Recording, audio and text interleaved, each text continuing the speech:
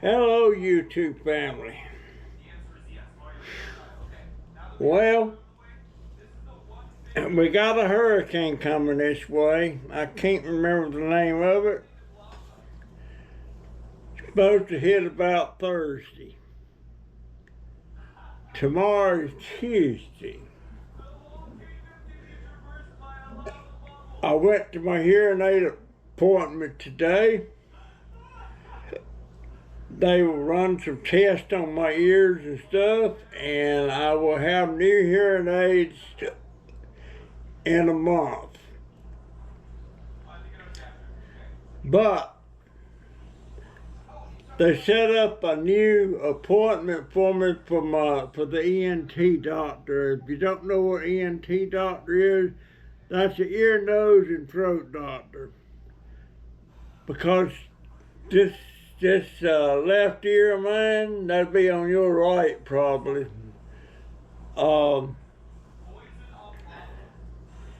It is so impacted with earwax, they can't clean it. They couldn't clean it here. She tried to, but she couldn't do it. So I got to go to the ear, nose, and throat doctor. And I dread that. But this is the ear I had surgery on in 1980, 81 or 82. I had a mastoidectomy. And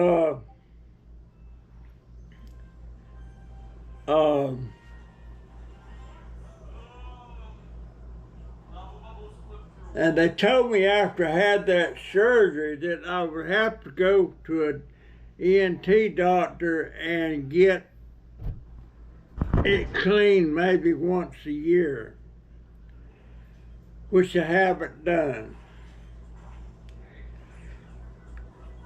And I tell you, when they mess with that ear, I get very nauseated. Sometimes to the point of throwing up. But I don't know when the appointment's going to be, but my new hearing aids will be here in about a month. And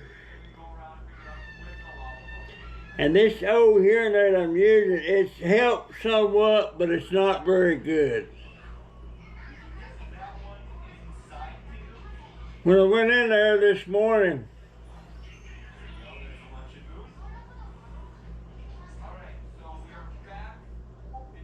the lady, pretty lady, come in, she looked at me and said, "I believe I've seen you before. When was you last time you was here?" And I said, "I can't remember." She said, "Let me look." She said, "Oh, I saw you 3 years ago. And we set you up to go to the ENT doctor, and you went once and then you didn't go back because you got sick or something."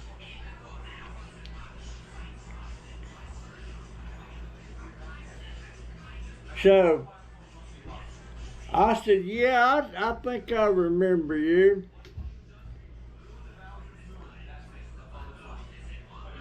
I said, "Did I tell you that you was gorgeous?"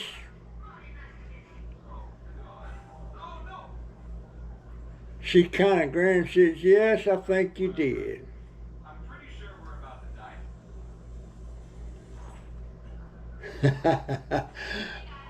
I still don't know I don't know if she's Mexican, Guatemalan, maybe she's Filipino, I can't tell. I said, "Did I ask you what nationality you was? She said, well, I'm an American. I said, but where did you folks come from originally? She said, oh, we're Filipino.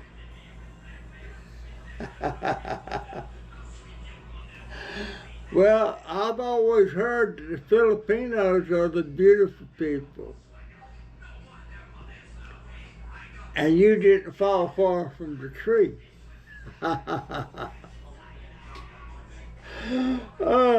She's a gorgeous little lady. Easy on the eyes. I don't know why I do that. I mean, give credit where credit's due. And give credit even if it ain't due. Listen, I got the yarns. Got the yarns. I was doing some searching on YouTube today, and I forget what I was looking for. Well, I was looking for an old teacher of mine.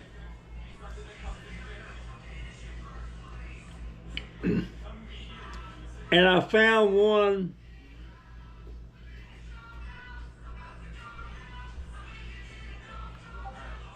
Her name was Alice Swanson, but I wasn't looking for Miss Swanson. Miss Swanson was my 8th grade teacher. And she might have been my 7th grade teacher. I can't remember. But she's one of my favorite teachers. Such a nice lady. And they moved to, her and her husband were both teachers there, and it was at R.J. Reynolds High School in Winston-Salem, North Carolina. And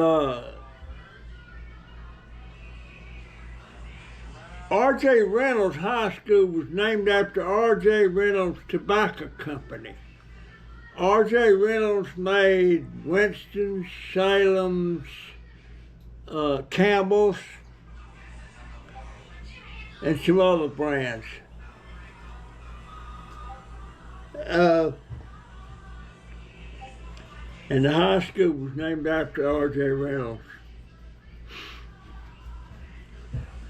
But they moved to Minnesota. I was so sad to see them go.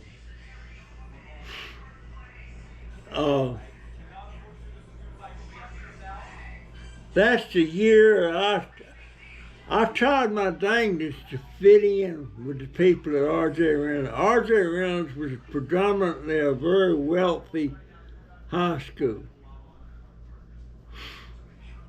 And I always was trying to fit in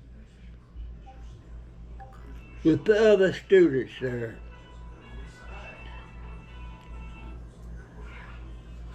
And we didn't have a phone at home. Well, we had a phone, but it was down at the phone booth. We didn't have a phone. And I used to go around seeing some of the girls at school there and everything. And even if I knew them or didn't know them, I would ask them for the phone number. And I call them a lot from the phone booth. They always wanted my phone number, but I wouldn't give it to them. I'd tell them, well, my dad don't like me to give it out and stuff like that. They'd say, well, ask your mama. I said, Mama won't either. Of course, Mama won't there. She was somewhere down in Florida. This was in Winston-Salem, North Carolina. And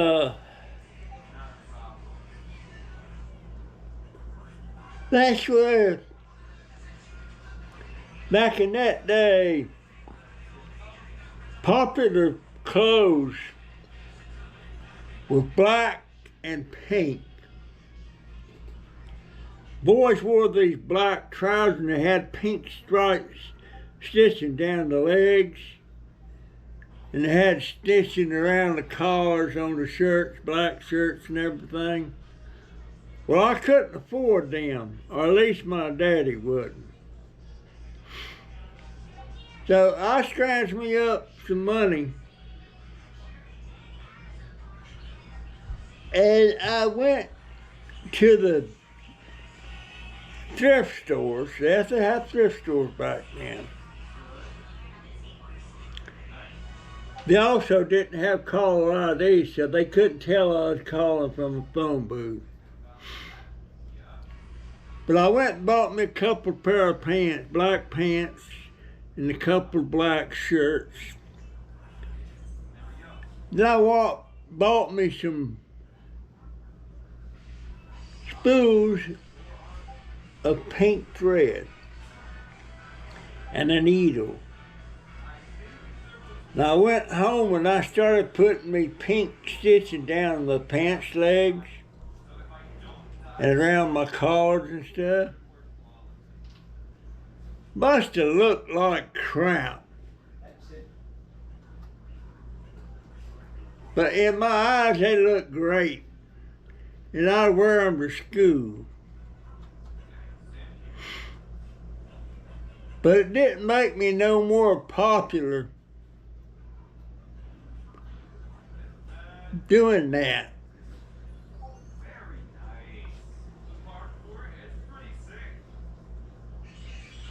I used to get in, I guess it was fights I started. I used to get in fights with some of them rich boys.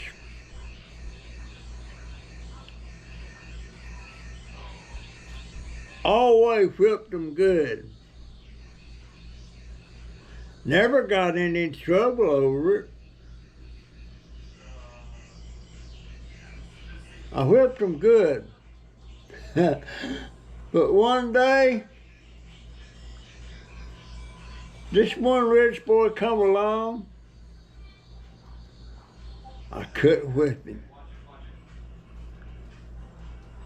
He whipped my butt. I can't remember his name. Can't remember his name.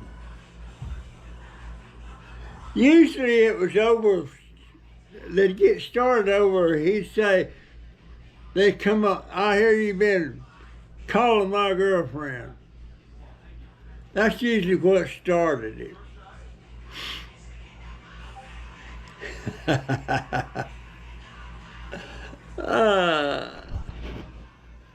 I didn't get my butt whipped much back then. But there was a time or two. One time, me and my sister and her girlfriend had walked down to the Winston Theater to see a movie. We saw the movie and was walking back. There was just three boys coming from the different direction that we were going. And my sister's girlfriend wasn't my girlfriend. But one of the boys in that group of three reached up there and her name was Shirley, Pink Shirley on the tit.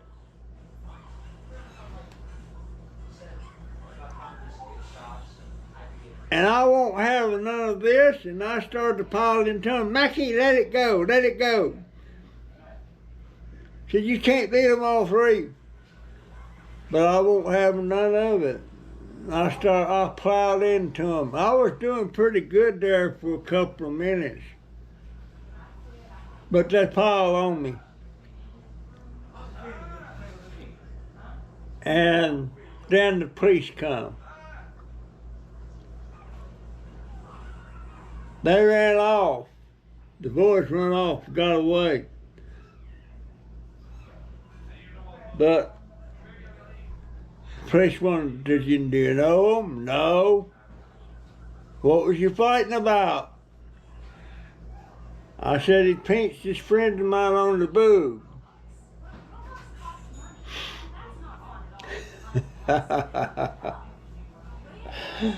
I guess I'm trying to think what year that was. That had to have been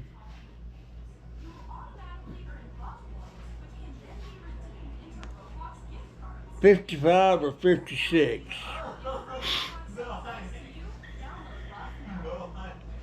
Somewhere along about then. Shirley Burr, that was her name. And I didn't particularly like Shirley, but I won't have none of him pinching her on the boob in my presence. And I wasn't 16. No, I wasn't nowhere. I was 14 or 15. But her name was Shirley Burr.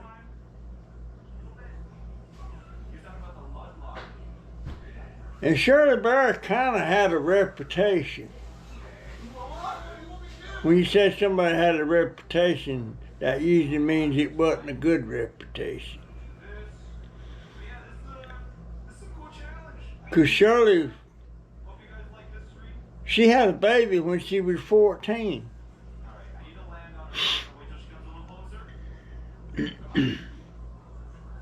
I wonder if my sister remembers her.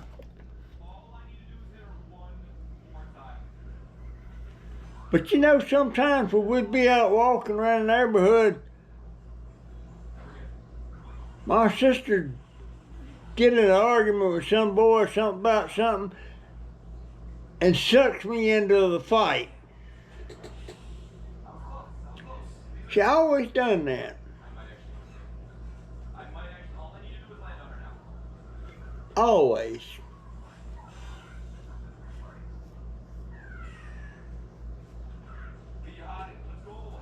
Of course, I guess my sister had a reputation too. Because when Daddy found out my sister was pregnant, he sent her packing to her mama. And she had her first child at 15.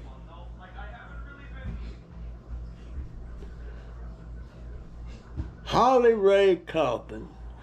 And Holly lives here in Ocala. She was adopted by Carolyn's husband, Curtis Coffin.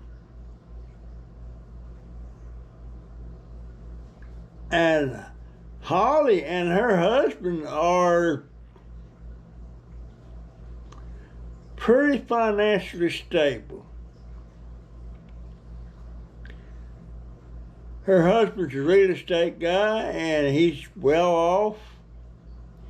He's somewhat older than her.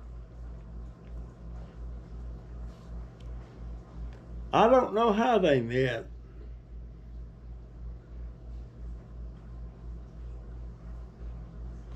I think Holly was in a bar somewhere and she met Fred, her husband. He was bar hopping. And he's already been married once.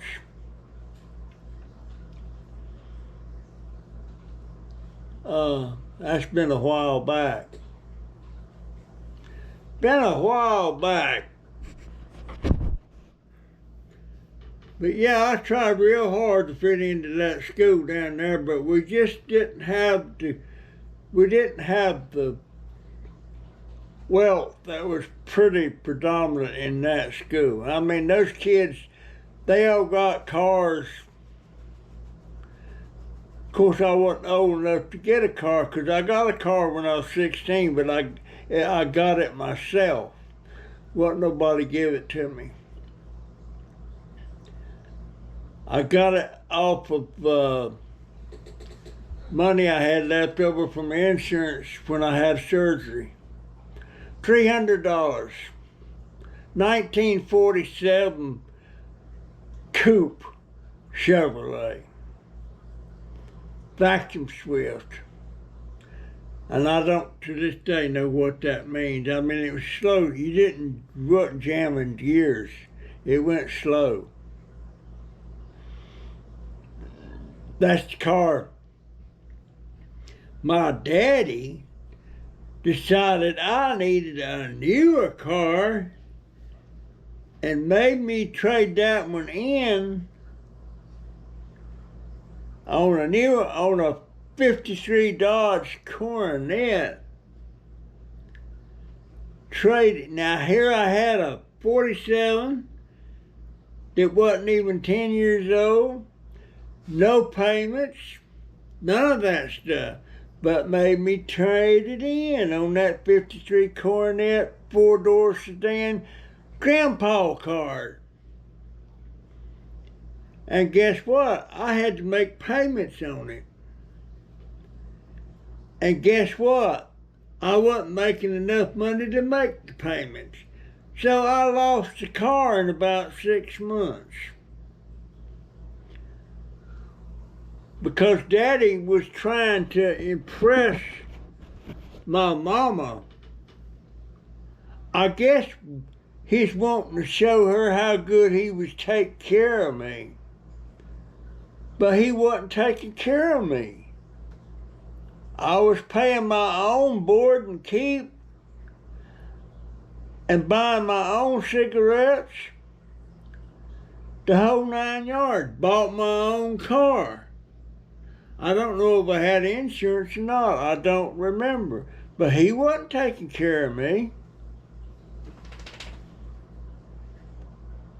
But that's what he wanted Mama to think.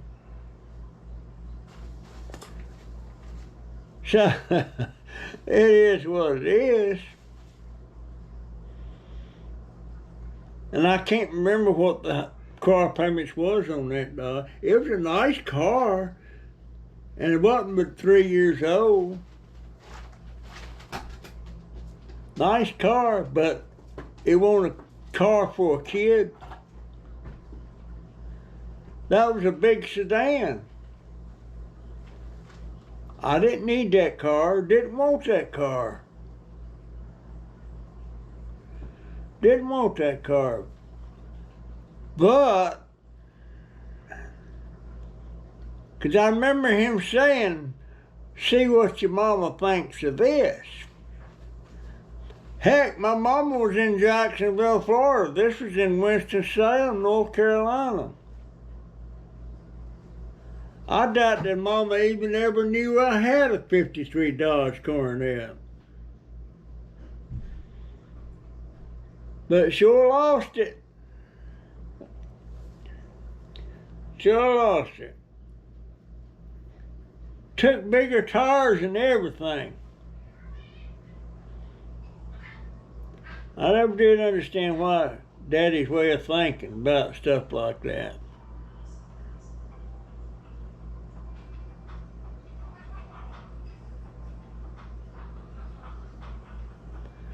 But my daddy, he was a strange feller. The day I turned 16,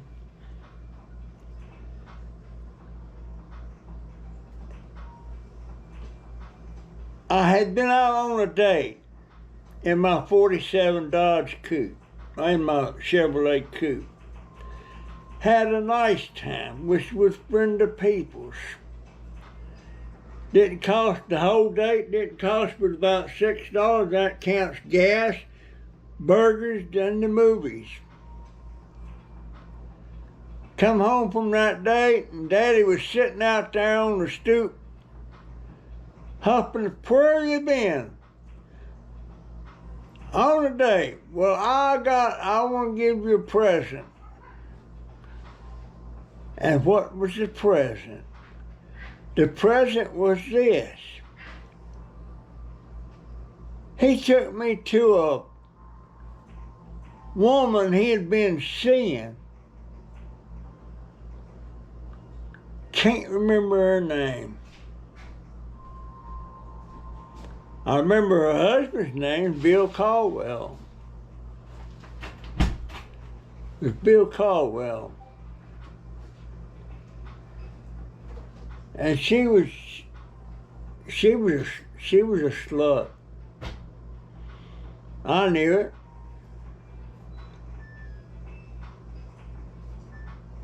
And took me over there. Her name was Marie. Took me over there, and Marie had this girlfriend. Her name was Goldie. She was a slut too.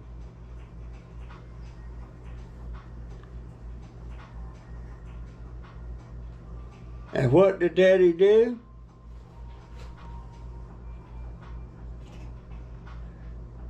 Took Goldie in there, introduced me, took me to this bedroom, and Goldie traipsing behind and shut me and Goldie up in the bedroom. Told me to have at it.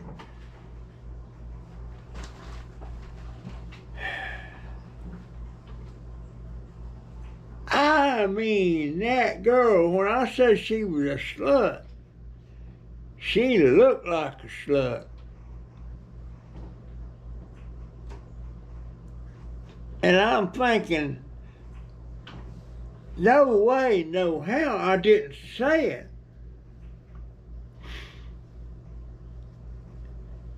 But I told her, I said, I'll be back in a minute. I went out the door, straight to my car, 'cause Daddy couldn't drive. Got in my car and Daddy come running out as I was driving off. Hey, look. Thank you, sir, but no thanks. I can't. I don't know what makes him think like that. I guess I have to wash this one again. Why? I don't know. Boy, he was mad and horned at me for doing that. Of course, he had to find a way home, because I didn't stick around to take him home. I left.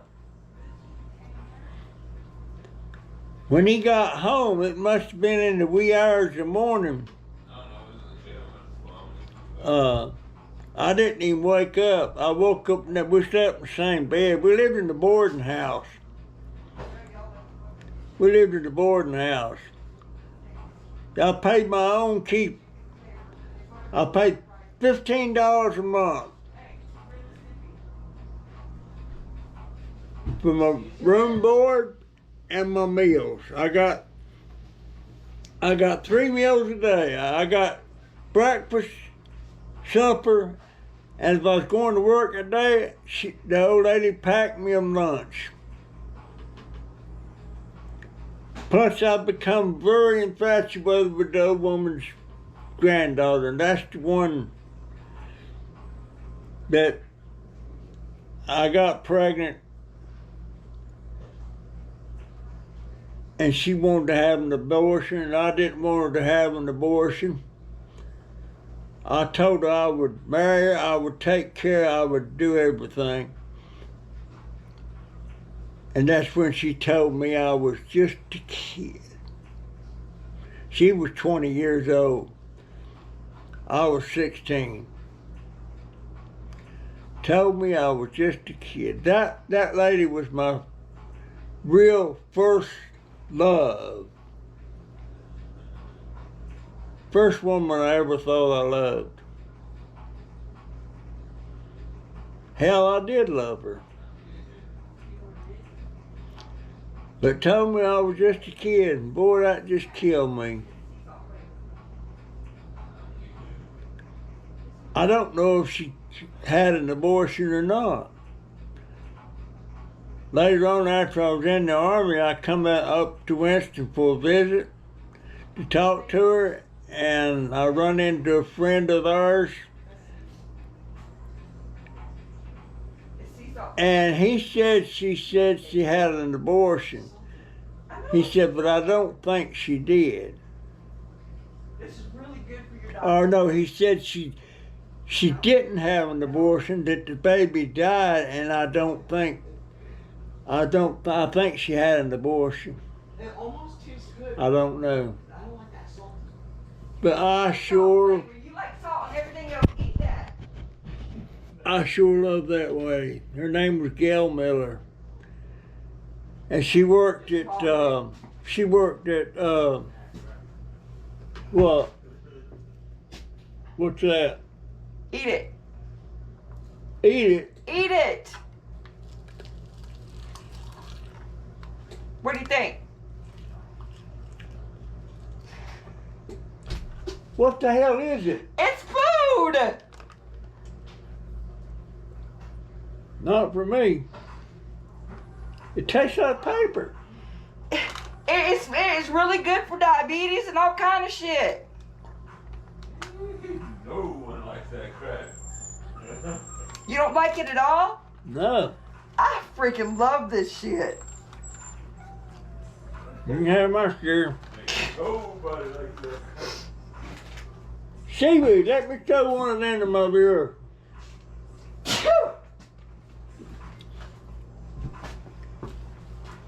She's trying to feed me seaweed. Get away. I'll eat this one. This is roasted. It's sea salt flavor. You can get them in different flavors. I'll eat this one.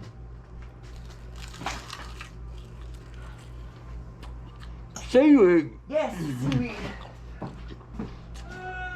Pop ate too. Yeah. Got any candy? No. Why is this not closing? This in. Huh? Yeah, white out. Got any candy? No. I guess I'll eat it if I was in a crunch. I don't need to out pop it. Have y'all ever seen that?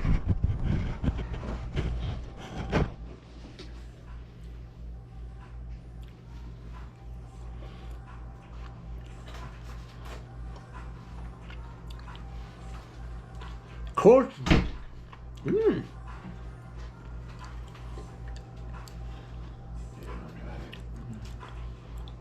I guess I'd eat it if I was starving.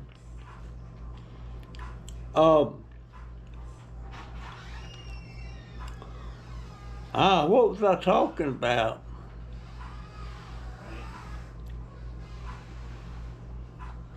But yeah, my daddy, he was a piece of where he was an alcoholic. But him and that friend of his named Willie Ivester,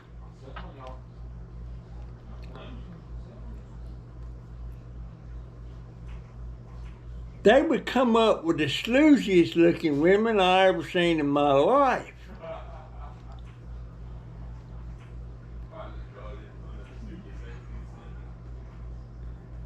And you would think they'd come home with a goddess and beat everything I ever seen.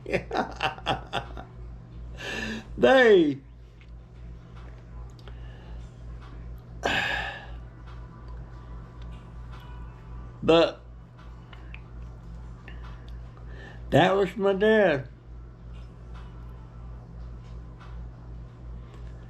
And Daddy never did marry after Mom and him divorced except once. And he married this next door neighbor. I can't think of, her last name was Hicks.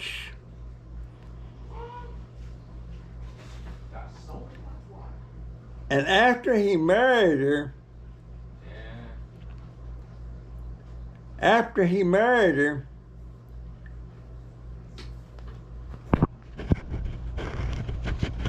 she got sick.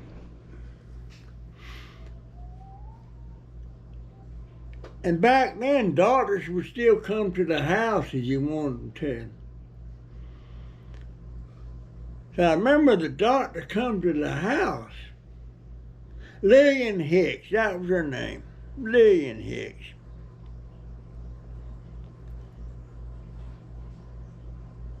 And the doctor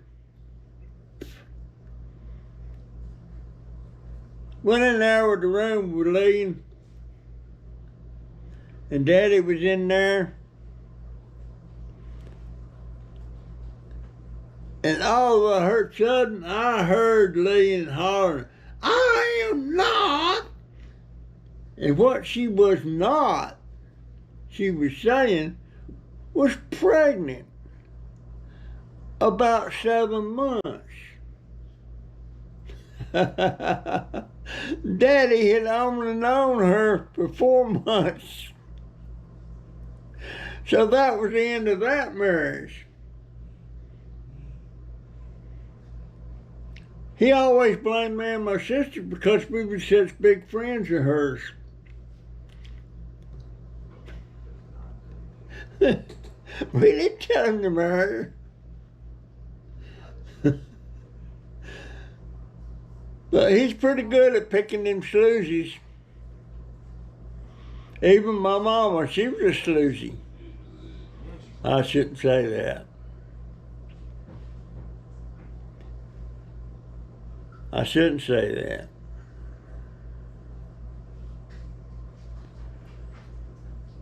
But, you know, that's kind of got a good flavor to it. What you say it was? Seaweed. But you know,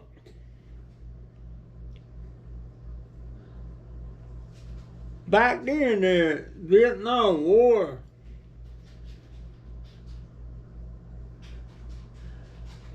I always heard people, even my brother would say it, said they didn't have to, the North Vietnamese didn't have to bring them food, said they'd eat anything. And they will. They'll take a wasp nest and pull the larvae out of the wasp nest, eat the larvae. And they would eat the wasp. They eat something called and rotten stumps, kind of a weevil, looks like a grub worm. They'd knock them stumps apart and get them weevils out of there. They'd eat them.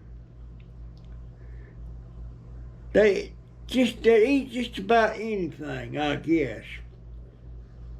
Didn't matter if it crawled, wiggled, flew, didn't fly, whatever.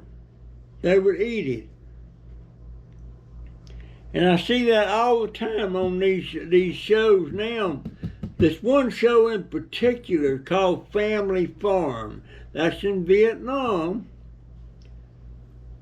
And they're always catching different kinds of bugs and stuff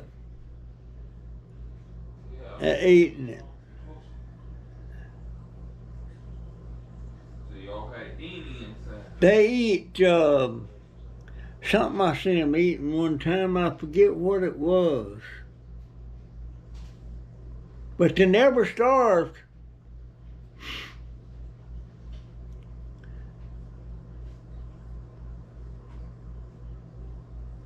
Never starved.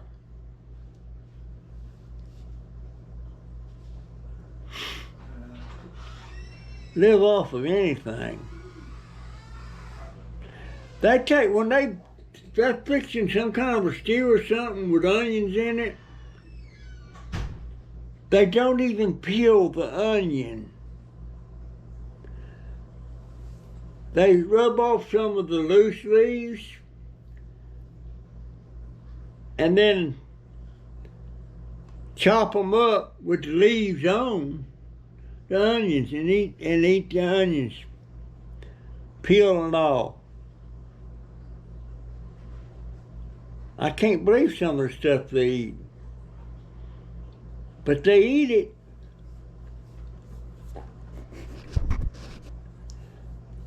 All right. I guess I yapped enough.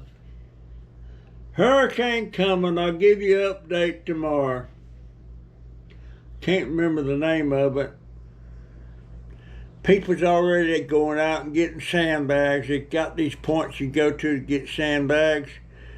You're only allowed 10 sandbags per vehicle.